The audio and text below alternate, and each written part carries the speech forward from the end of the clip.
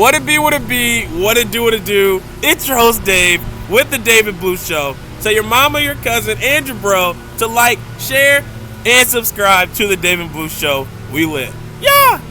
Alright, baby, let's go. It is game day, week 10 for us. And we are playing the Michigan Wolverines are playing the Northwestern Wildcats in Wrigley Stadium in beautiful Chicago, Illinois. And I'm going to give you your major keys, the prediction as always, and we'll see how it goes. So, we always start with the offense, so let's do it. Major key number 1, establish the running game. Northwestern allows 142.9 rushing yards a game, and their run defense is not great because they miss a lot of tackles as well. I believe they've missed somewhere around 33 tackles this season. Not great. And Jordan Marshall can run through you. He's not going to juke you. The brother will run through you. And if your rushing defense is already allowing him to get 4.5 yards a carry, which they allow about 4.5 yards a carry, yeah, it's not going to look good.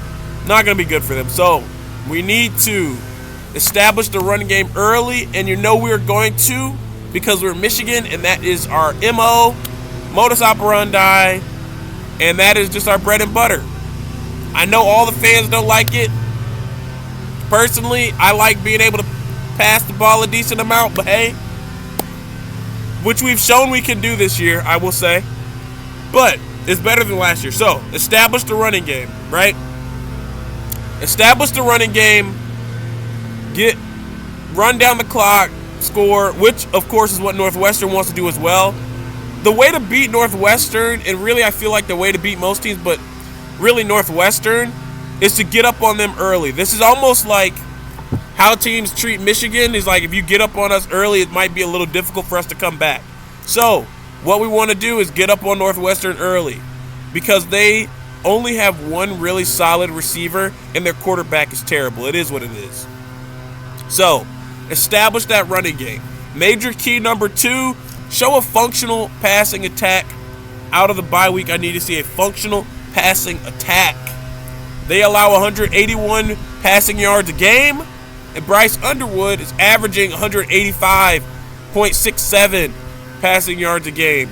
So we need to be able to see that they've at least worked on the passing game over the bye week, because yes, we want to run the ball. Yes, this is Michigan, but you can still have a passing attack. There were days when we had elite receivers: Braylon Edwards, Steve Breaston, Jeremy Gallen, Desmond Howard. I mean, the list goes on, right? Nico Collins, my personal favorite receiver in Michigan history. Shout out Nico.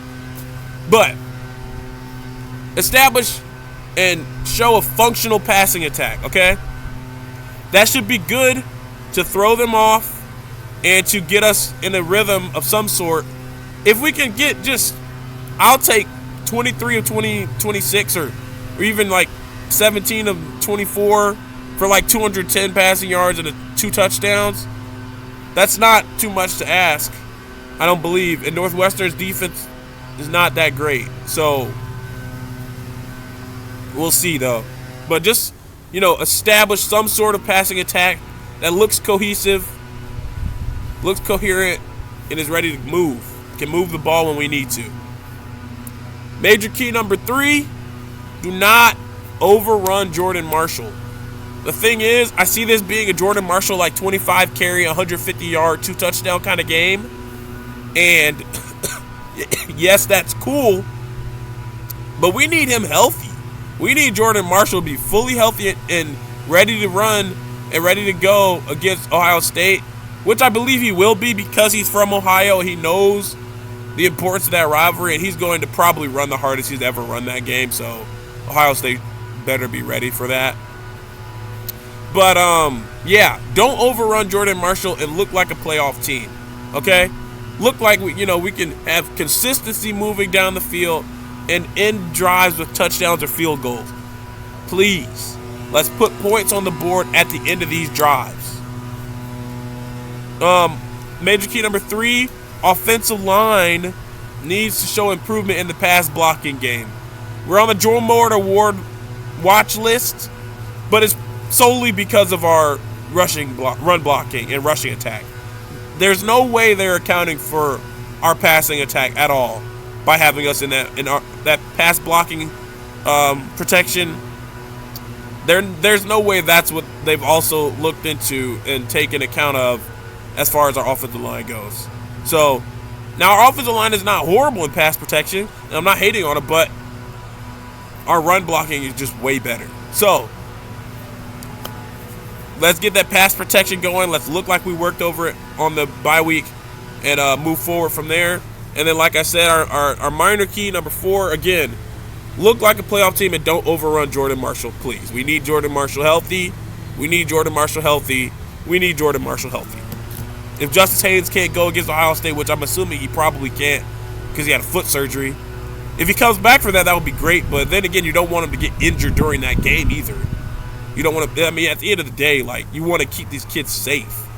You don't want them to, because if he actually broke his foot or anything, and it gets re-injured or re-aggravated and it's worse, that can mess up his life. You don't want kids getting hurt and stuff that they can't overcome. Moving on to the defense. Major keys for the defense. Let's go. Major key number 1, stop their running attack / make them throw the ball. Their quarterback, Preston Stone, is a transfer quarterback from Southern Methodist University Mustangs, and he's not good. He's not good. He's okay. He's not good. Nope. 9 touchdown passes to 11 interceptions. He's averaging his 59% completion rating. He's missed 100 passes. He has attempted 246, completed 146. It's not great. I mean, it's not great. It's not great. So, make him have to throw the ball. You do that by stopping the run and moving forward from there. That's just how you do it. You kind of have to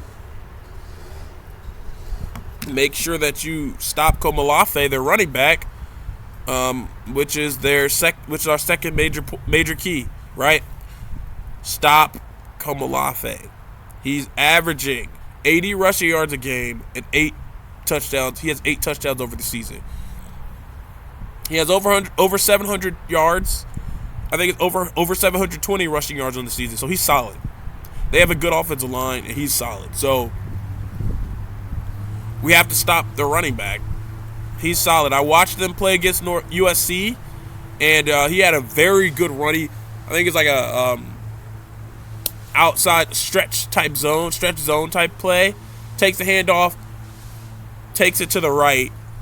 There's a defender coming that kind of wraps him a little bit. He steps left and then spins back to the right, breaks off the defender, lowers his shoulder into another one and gets a first down. It's a beautiful run. Beautiful run. So Komolafe is solid. So we need to stop their running attack. Stop Komolafe. If we can stop him, then the only other option they have as far as their real offensive threat goes is their receiver, which is our major key. Stop Griffin Wild, their receiver. They say that he's a transfer from South Dakota State. I think, they're a powerhouse, I believe. South Dakota State, North Dakota State. Those teams are solid. So he had 593 receiving yards on the season so far and 5 receiving touchdowns. So we have to stop him. I think they'll probably put Jair Hill on him. As long as Jair doesn't fall for double moves, he should be fine. So, and he doesn't fall for double moves all of the time, but sometimes he does. But I just don't think that, I don't believe that Stone can go this game without turning the ball over. So I think we'll pressure him, and I trust our defense to create a turnover, because we forced a turnover in every game. So I don't see that stopping today, especially against an okay Northwestern offense. They're not. Their offense didn't look impressive when I watched them play versus USC, but their defense was pretty solid in the first half, and then second half USC kind of took over, and it ended up being 38-17, I believe, something like that. So, but yeah, so stop the run game. Pretty much stop the run game, shut down their one receiver. Those are the major keys. Make Preston Stone throw the ball. Stop Komolafe, their running back. Stop Wild, their receiver. And the minor key for the defense is force turnovers, create turnovers.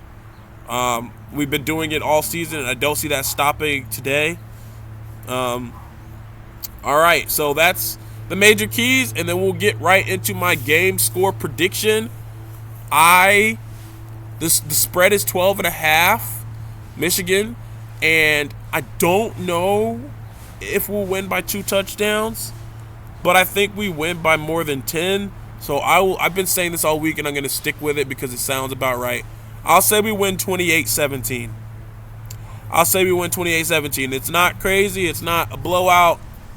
It's a relatively comfortable win, one that you would expect to be a higher score considering the talent we have on this team, but we have to see it. Now, if they come out, this is another thing I thought about. What do I think, and what do you guys think? In the comments, let me know. What would a score be against Northwestern and Maryland individually that you guys would feel confident, like even more confident against Ohio, like for our chances against Ohio State?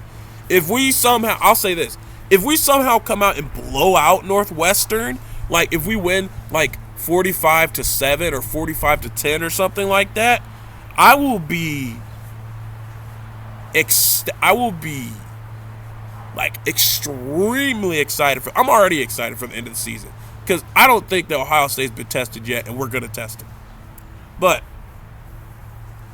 if we blow out Northwestern, and if we beat them like we did last year, which is probably unlikely, if we beat them 50-6 or something crazy like that, yeah, we're definitely going to be ready for that. I'll see that we made some crazy changes. Either that or we just really executed effectively in the bye week. So that's it. Tell your mama, your cousin, your bro to like, share, and subscribe to the David Blue Show. We lit. Yeah.